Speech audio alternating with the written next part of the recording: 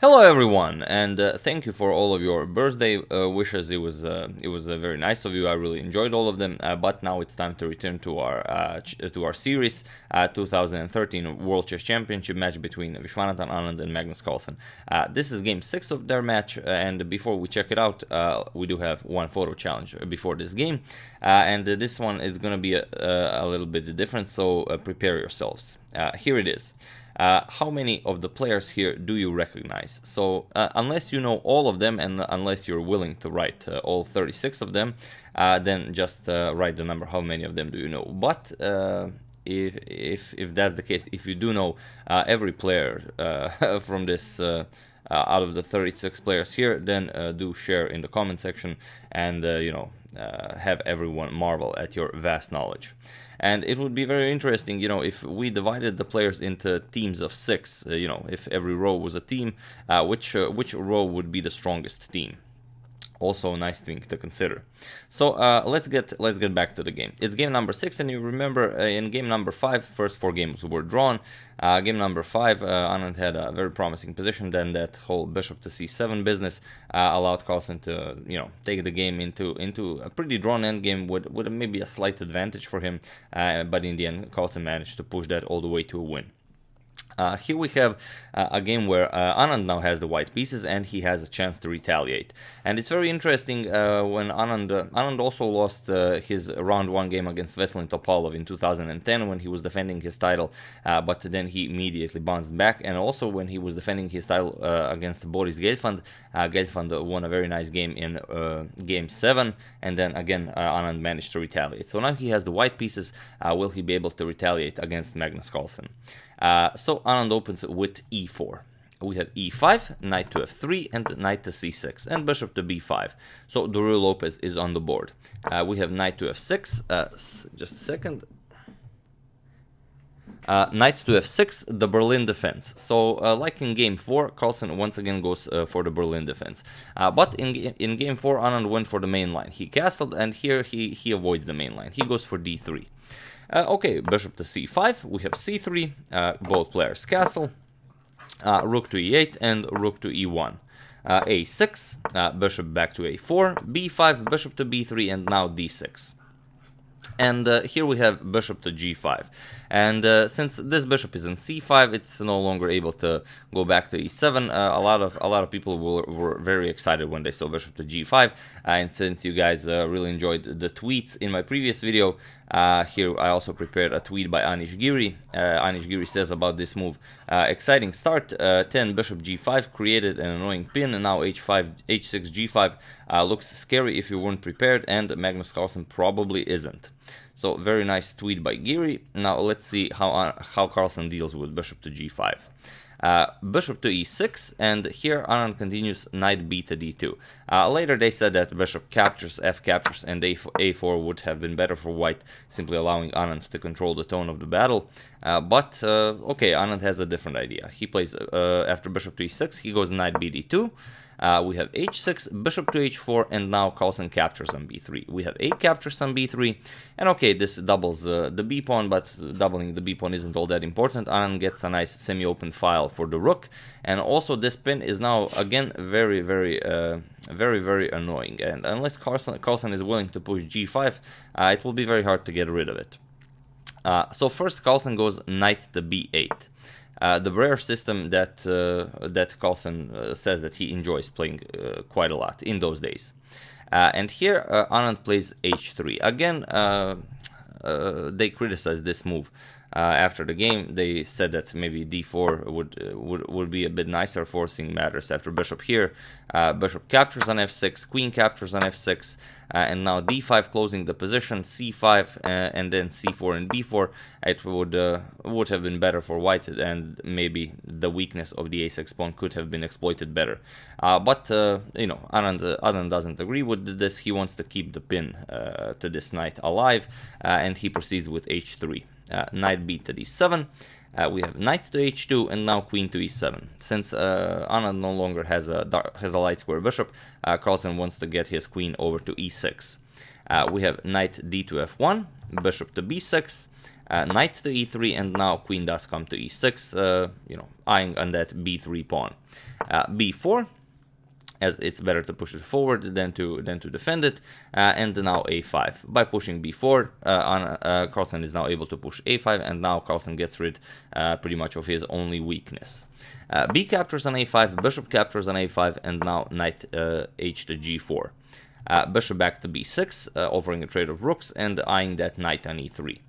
We have bishop captures, knight captures, queen captures, and here again it's a pretty drawn position, and here queen to e2 would be the ideal move for Anand, simply connecting rooks, then the rook would be able to capture, and also the queen would be guarding the knight on e3. But here Anand went for queen to g4, and again a lot of players were very surprised by this move. One such player is Hikaru Nakamura, who tweeted, "Slightly confused by game 6, once again Anand makes some strange decisions when he has the opportunity to complicate." This is Nakamura actually talking about the queen g4 move, as he also was expecting queen to e2. So Carlsen immediately takes advantage of this. He plays bishop captures on e3, we have f captures on e3, and now queen back to e7. We have rook to f1, now c5, the only move that pretty much allows Carlsen to push for any advantage, as now it's actually Anand who has doubled e-pawns, and it's once again Carlsen who has only one pawn chain, Anand has two pawn chain, and once again Carlsen has a slightly better endgame. For no special reason. He didn't really do anything to achieve it. It's just that Anand decided to play queen g4 instead of queen e2. So we have king to h2, and now c4. We have d4, rook to a1, capturing the rook, rook to a1, recapturing, and now queen to b7. Eyeing on that e4 pawn, and the queen is pretty much stuck there defending it. And here we have rook to d1. It's a move that really makes life difficult for Anand. If he played d5, closing the position, then this pawn is no longer weak. If black ever wants to push for anything, he will have to expand. Then white will be able to recapture, maybe push this pawn to e4. Would be a much easier position to play for Anand. Instead, Anand plays rook to d1. And here we have queen to c6. Capturing immediately would have been better, because now Carlsen gives Anand yet again the opportunity to push d5. And here d5, queen b6, attacking the e3 pawn, would even allow Anand to go for rook to a1, giving up this pawn temporarily. And then after rook to a5, attacking the pawn, queen b6, now you get queen here. And now if queen captures, then queen captures white would be able to at least draw the game. And if you try to defend this with rook to b8, then you can even go queen a7, or even rook to a7, and then with threats against the f7 pawn, white would hold this to a draw. But after queen to c6, Anand plays queen to f5, and now Carlsen definitely does capture on d4. We have pawn captures, and now rook captures on d4. You can't capture with the pawn to undouble because your e-pawn is now hanging. So rook has to capture, and now Anand has 3 pawn islands. Rook to e5, attacking the queen. Queen f3, the queen is pretty much stuck now defending the e4 pawn, as well as the rook, and although black doesn't have all that much here, it's the material is equal on the board, but it's black that can eventually play this position forever and simply wait for white to make a bad decision. So queen to c7, we have king back to h1, queen to e7 now, piling up on the e4 pawn from the other side, queen to g4, we have king h7, now queen back to f4, g6, and king to h2.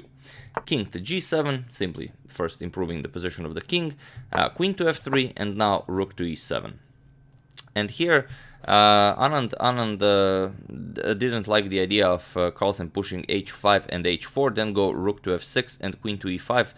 This would really improve black's position a lot, so he decided to release the tension from the board. He played queen to g3, but this is basically a pawn sacrifice. It's a pawn sacrificed from this pawn that was doubled, so Anand thought that this would be fine. So rook captures, we have queen captures, rook captures on e3, queen captures, rook captures, and now rook to d5 attacking the b5 pawn. And here we have rook to b7 defending the pawn.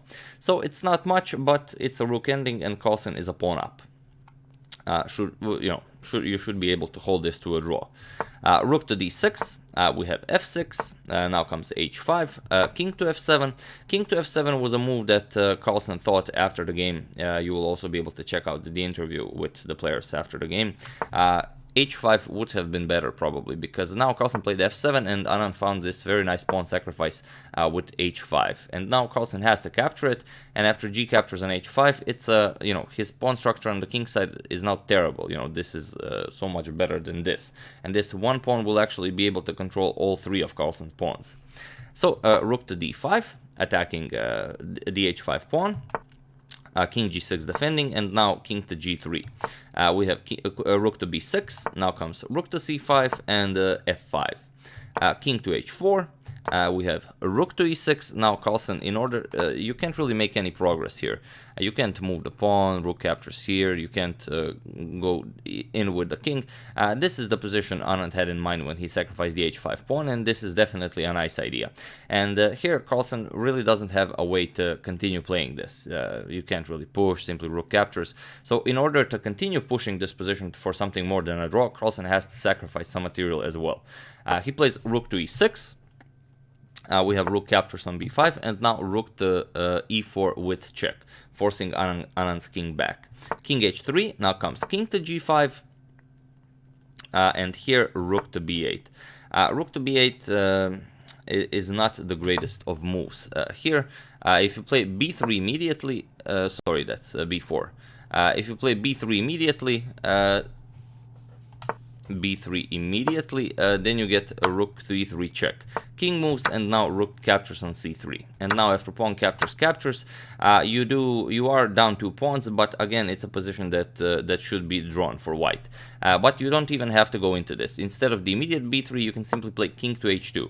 Allow black a move, and now black will not have rook e3 with check. So after this, b3 is coming, and now there is no rook e3 check. So after pawn captures, rook captures and rook e3. Now white is only 1 pawn down, but it's a doubled h pawn, and this white should be able to hold this to a draw. But instead, rook to b8 was played. We have h4, and now rook to g8. Anand said that this is the move that could have been played better. He says that simply continuing with rook to c8 should be all right for white, but in fact rook to g8 is the strongest move recommended by the engine. So Anand played correctly. So rook g8, we have king to h5, and now rook back to f8, attacking the f pawn. Rook to f4 defending, rook back to c8, and now comes rook to g4. Rook to f8, rook to g3 with check, king h2, and now king to g5.